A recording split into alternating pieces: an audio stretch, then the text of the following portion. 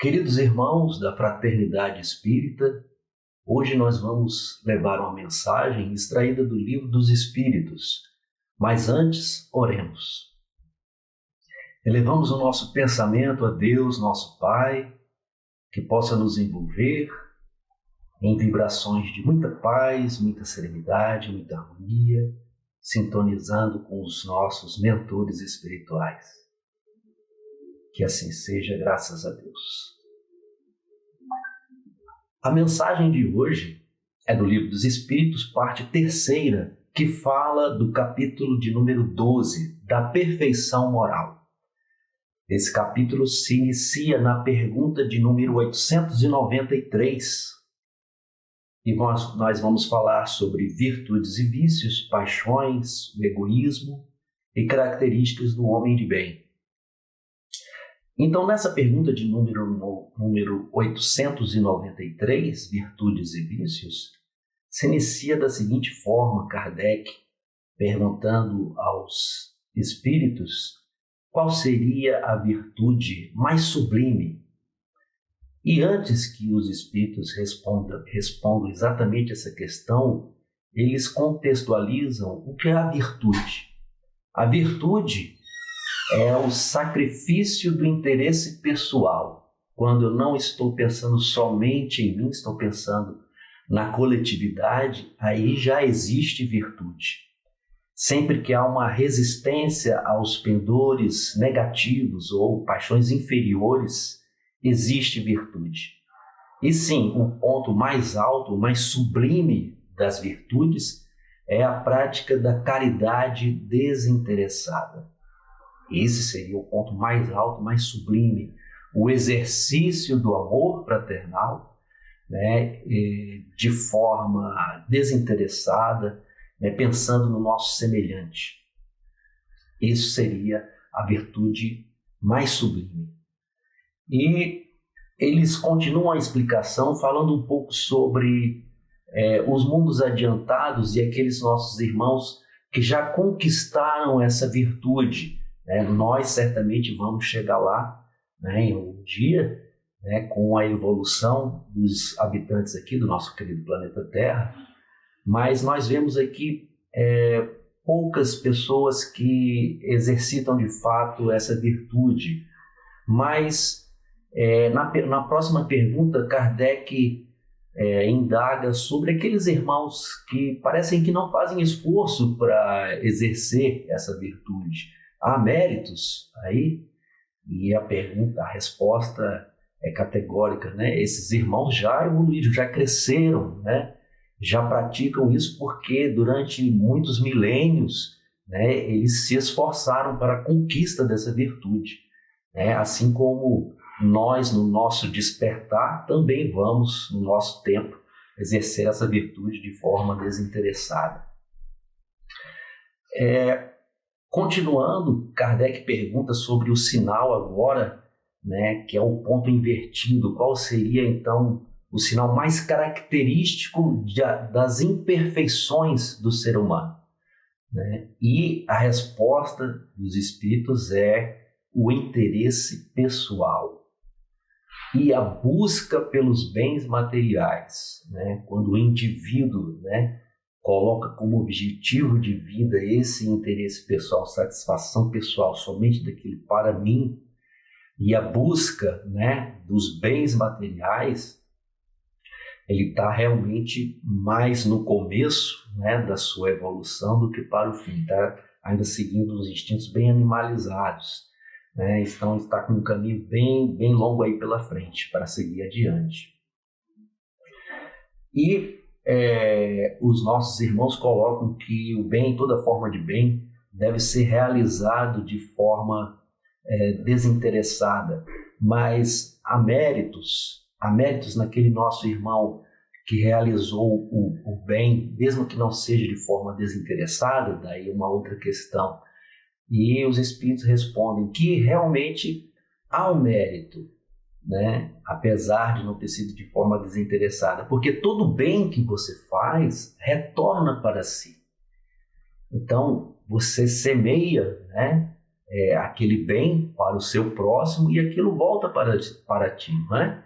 Então, nós temos aí um exemplo que a gente pode retirar aqui do próprio filme agora, né, Nosso Lar 2, que é o Mensageiro, aquela passagem de Isidoro, né, convida, claro, todos os irmãos a assistirem, mas esse irmão Isidoro, que conduzia uma casa espírita, e ele acaba falecendo de uma forma não muito boa, porque ele praticava o bem, mas ele não carregava dentro de si o sentimento, né, daquele amor puro, né? E mesmo desencarnando de uma forma ainda difícil, complicada, né, ele recebe o benefício de poder acompanhar, né, a sua esposa, que vai continuar a sua obra. Olha aí que interessante. É um pedido, né, que ele faz, né, em vista da condição dele ainda não está boa, mas diante de tudo aquilo que ele plantou aqui na Terra, ele recebe a permissão para acompanhar a sua esposa, né? E continuando a nossa história, né, a nossa explanação, e Kardec faz algumas perguntas agora relacionadas às riquezas, né, já que nós falamos dos bens materiais. Aquele irmão que possui bens, né, e que utilizou ele de forma egoísta, vamos dizer assim, somente para si, qual que é o pior, né? Kardec pergunta, aquele rico que foi avarento, miserável, né? Ou aquele que foi o gastador? E os espíritos respondem, aquele irmão que foi avarento já recebeu aí uma parte, né, do seu castigo, né? Porque ele mesmo se puniu com a sua miséria. E nós observamos isso, né? Os espíritos nos trazem e a gente observa isso, que muitos irmãos, né, que apesar de ter muitas condições, vive de forma miserável. Ali ele já recebeu uma parte, de fato, do seu castigo, né? E aquele irmão, então, que foi o gastador, vai receber a maior parte do castigo. Apesar de que os dois respondem por todo o mal que eles poderiam ter evitado. Olha que interessante, né? Que os espíritos colocam. Porque os bens materiais ou a riqueza, né, como está lá no Evangelho, eles nos são dispensados ou emprestados por Deus para que nós possamos prover a miséria ou eliminar a miséria ali naquele meio, né, onde você tem o recurso, você vai utilizar desse recurso, né, para aquela região possa se desenvolver, né, aqueles irmãos que estão ali, né, e muitas vezes aquela miséria vai gerar ali criminalidade que poderia ser evitada quando se é dispensado recursos ali para a criação de empregos, né, e uma melhoria na condição de vida daquela sociedade. Então, ali, da onde surgem os crimes que poderiam ser evitados, né, aquele irmão que tem aquele recurso vai responder por isso. E continuamos aqui a nossa explicação aqui da perfeição moral, agora entrando aqui no capítulo que fala sobre as paixões, né? Então, as paixões. E é interessante aqui que Kardec pergunta, será que a paixão é boa ou é ruim? Né? E aí vai a primeira pergunta deste capítulo aqui. E a resposta é interessante, né? E os espíritos respondem que originariamente a paixão não é ruim, né? Porque é aquele impulso que te move, né? E eles dão um exemplo bem interessante falando sobre um corcel ou um cavalo, né? Que é forte, né? E quando ele é conduzido, aquele cavalo, ele é direcionado para coisas boas, né? Mas quando você perde o controle, aí já se torna perigoso, não só para si, como para os outros. E é aí que deve ser avaliada a paixão, né? Quando aquilo está prejudicando, causando mal, né, a si ou para os outros que convivem contigo. Aí já cabe uma análise, né? E dando uma complementação dessa explicação, ele fala que tudo aquilo que te aproxima da natureza animal é negativo. Então, essa paixão que está te conduzindo para isso é negativo, né? Então, você deve controlar. E aquilo que te aproxima da natureza espiritual, aí sim é positivo. Vai te impulsionar, nesse caso, é bom. E continuando ainda nesse capítulo, né, desses itens aqui que compõem a parte da paixão, das paixões, ele fala um pouquinho sobre as paixões negativas, né? E como que você pode vencer essas paixões negativas. E é interessante aqui que os espíritos eles nos respondem que a realidade é que o ser humano se compraz ainda nessas paixões negativas. Por isso que ele não as vence.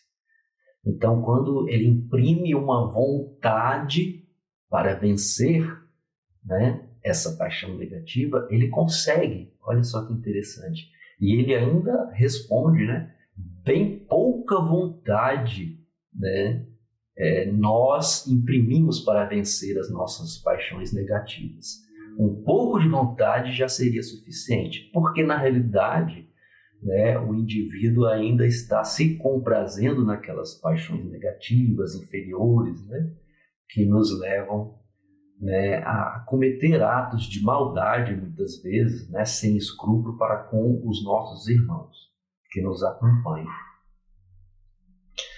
Continuando, né, agora ele vai falar um pouco sobre o egoísmo. O egoísmo, né? E aqui é nessa pergunta aqui que fala sobre o egoísmo que ele nos deixa bem claro que o egoísmo é a raiz de todo o mal. Olha que interessante, né? Então, todas aquelas maldades são originárias do egoísmo e por isso nós devemos combater. Que interessante, né? É a origem, é a raiz de todo o mal. Então, ele vai nos dar algumas orientações com relação a isso, que eu achei bem interessante, né? Uma explicação de Kardec aqui, complementada pelos espíritos, fala da questão da educação ou da cultura, né? Que nos mundos adiantados, né, o combate ao egoísmo é pregado, né, de forma cultural. O que quer dizer isso, né? Na mesma forma que você vai para as escolas, para as faculdades, aprender sobre aquela ciência, você vai aprender que o egoísmo faz mal para a sociedade. Olha que interessante. Então aquilo deve ser ensinado em sala de aula, né? Que o indivíduo que não combate o egoísmo, pelo contrário, deixa aflorar, né, o egoísmo dentro de si, ele vai prejudicar a sociedade como um todo e prejudicar a si mesmo, né? Então isso é ensinado de forma cultural. Olha só, uma mudança de valores, né? Porque muitas vezes na sociedade atual é pregado que você tem que possuir bens, né, ser poderoso, né, e aí consiste a sua felicidade, né? Então, não, muito pelo contrário, se você dedica a sua vida exclusivamente à satisfação pessoal, você vai ser infeliz, né? Porque aí você vai gerar, né, um ambiente de falsidade à sua volta, de desavença, de miséria, né? Porque tudo aquele acúmulo que não serve à sociedade, né, vai faltar em algum lugar, né? Então, um ambiente, né, de paz e harmonia é construído onde existe fraternidade e harmonia entre todos, né? Então isso vai ser ensinado, né, de forma cultural dentro da sociedade, como já é nos mundos adiantados, né? E com o passar do tempo da evolução, nós vamos ver isso aqui no nosso planeta. Eu achei muito interessante essa colocação. Nós devemos crescer nesse sentido. E agora ele vai falar um pouquinho sobre os caracteres do homem de bem, né? Não só aqui, nesse trecho, né, da perfeição moral do Livro dos Espíritos, como nós também podemos encontrar no Evangelho, né, esses caracteres do homem de bem. Está lá descrito. E o primeiro enumerado é: pratica a lei de justiça, amor e caridade. Né? A essência, né, do Evangelho do Cristo, né, o mandamento maior, que é o exercício do amor, né, quando ele pratica, né, essa caridade desinteressada, né, procura servir ao seu próximo, ajudar aquele, consolar dores, né, que está praticando essa lei, né, essa é uma característica do homem de bem. Compreende a espiritualidade, ou seja, sabe que nós estamos aqui vivendo uma vida passageira, material, né? Quando estamos, né, encarnados nesse corpo físico, isso aqui é momentâneo, né? Então ele tem a consciência de que nós vivemos muitas vidas e vamos viver muitas mais, né? Então isso aqui tudo é passageiro, né? Nós não devemos nos apegar a coisas, né, que tem o seu propósito aqui durante essa encarnação, mas a essência, que é o desenvolvimento, né, dos seus conhecimentos intelectuais, do desenvolvimento dos seus sentimentos, né, de amor, de compaixão, né, de solidariedade, né, que é a essência, ou aquilo para o qual nós devemos, né, nos esforçar em conquistar. Se ele é rico, usa para o bem. Se é poderoso, usa para o bem. Olha que interessante, né? Para corroborar com aquele significado da riqueza, né? Do exercício da riqueza. É uma prova difícil, né? Porque exalta, né, aqueles sentimentos, né, inferiores que nós temos pela facilidade, pelo conforto que traz. Então, muitas vezes nos esquecemos dos nossos irmãos. Né? Mas aquele que é consciente, ou é um homem de bem, de fato, vai utilizar esse recurso, né, para servir o seu irmão ali, a sociedade que está ali, na qual ele está inserido. Não é vingativo e é indulgente. Olha que interessante, né? É uma característica, né, de um espírito nobre, né, de um espírito evoluído, homem de bem, aquele que não guarda rancor ou ressentimento, né? Porque o vingativo é aquele que guarda ressentimento, né? Guarda rancor daquela ofensa, porque muitas vezes, né, deixa o seu orgulho falar mais alto e aí acaba sendo vingativo, perdão, não perdoa, né, aquele que lhe faz mal por algum motivo que seja, não tem aquela compreensão de que nada acontece por acaso e às vezes você tem que se resignar diante de uma dor, de um sofrimento. É indulgente, né? Ou seja, compreende os defeitos alheios, né? Não procura instigar, né, e nem revelar à sociedade aquilo que não tem, não traz nada de produtivo. Muito pelo contrário, ajuda aquele, né, ao qual vê, enxerga, né, esse defeito. E, para concluir, nós temos aqui a passagem do conhecimento de si mesmo, que tem aquela famosa passagem de Santo Agostinho que nos ensina como que a gente pode combater o mal dentro de nós, né? E ele coloca que é preciso fazer um exame de consciência diário, né? Aquela passagem de Santo Agostinho que nos fala, né, que você precisa analisar como foi o seu dia. Mas aqui o interessante é o seguinte: você tem que analisar se perguntando se aquilo que você fez para o próximo, se fosse para você, você gostaria, né, de terem tomado aquela atitude? Essa é a verdadeira indagação, né, para que a gente não caia no erro, né, de fechar os olhos diante dos nossos atos, né? A gente pode achar que agiu corretamente, mas é preciso inverter, né, a pessoa, se colocar na pessoa do outro, né, e analisar se aquele meu comportamento para o outro, se eu fosse o outro, seria legal aquilo que eu fiz? Então é uma análise diária, Aí exige uma disciplina nossa, da nossa análise, para a gente enxergar aquilo no qual nós precisamos nos melhorar. Né? Será que eu estou com muito pouca paciência, estou muito intolerante, né, diante das coisas, né, do dia a dia que está acontecendo? É uma coisa que eu preciso me melhorar? Né? Será que eu estou dando muita atenção a coisas frívolas do dia a dia? Estou dedicando todo o meu tempo, né, para angariar recursos? Então é uma análise que você vai fazer do seu dia a dia. Essa é a orientação de Santo Agostinho, para que nós possamos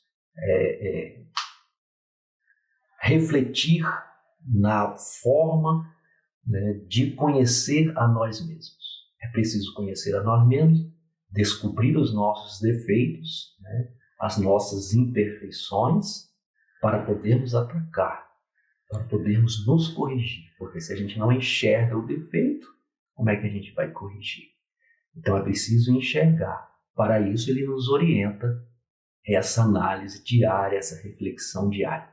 Aí cabe bastante disciplina, mas é uma orientação que vai nos fazer crescer. E tudo isso, né, todas essas orientações da análise das imperfeições que nós carregamos, serve para nos orientar no caminho da felicidade. Porque quando você combate a sua imperfeição, você se melhora, e quando você se melhora, você é mais feliz. E a felicidade real é aquela na qual você compartilha com aqueles irmãos que vivem à sua volta. Né? Não é possível ser feliz sozinho, aí é um egoísta. Né? Então, você está feliz sozinho não é legal. Né? Vivendo em meio a uma situação de sofrimento alheio, né? É uma ilusão, uma ilusão. Então, a felicidade real é aquela compartilhada, né? Quando a sociedade à sua volta está mais feliz. E todos nós lutamos por essa felicidade. Mas cabe a cada um corrigir a si mesmo, né? Não os outros. Né? Corrigindo a si, a gente vai crescendo e todo mundo vai crescendo junto. Então, nós fazemos a nossa oração, né, em agradecimento. Obrigado, Pai, pelas reflexões. Obrigado, Kardec, pelas orientações aqui trazidas no Livro dos Espíritos, e todos os espíritos que nos acompanham com seus esclarecimentos, que nós possamos guardar em nossos corações cada vez mais, buscando combater as nossas imperfeições e crescermos todos juntos para construir um mundo de regeneração, um mundo de paz, um mundo mais igual, um mundo mais feliz. Que assim seja, graças a Deus.